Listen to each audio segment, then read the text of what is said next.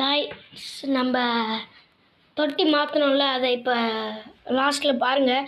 Extra ஒரு gold கலரில் அது மாலியே தான் விட்டுருக்கோம். இங்கே பாருங்கள் காய்ஸ், எங்கே அந்த கோல்டு அங்கே பாருங்கள், கோல்டு கலரில் ஆனால் மாலியே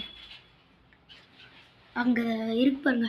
ஏம்மா அந்த கோல்டு கலரில் இப்போ வாங்கிட்டு வந்தல, இந்த மீன் அந்த வெள்ளை மீன் துரத்துக்கினே இருக்குதுமா. ஆனால் ஏன்தாம்மா தெரில. இங்கே பாருங்க, ஃபுல்லாக பார்த்துக்கோங்க. அம்மா இப்போ வந்து இந்த கோல்டு கலரில் இருக்குதுல்ல, அந்த மாதிரி குட்டி போடுற மாதிரி இருக்குது. குட்டி போடுற ஸ்டேஜ் தான்.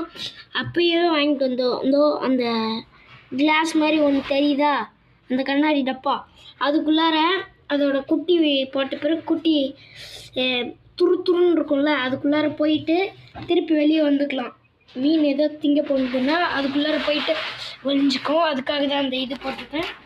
இந்த கல்லெல்லாம் பாருங்கள், டெக்கரேஷன் கரெக்டாக இருக்கா.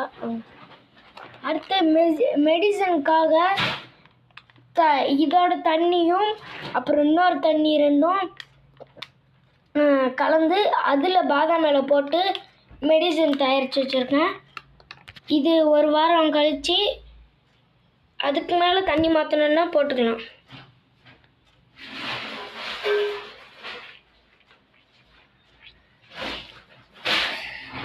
நல்லா இருக்கா?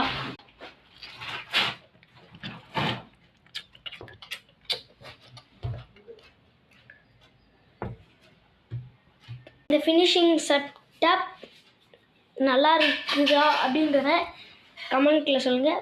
Bye guys.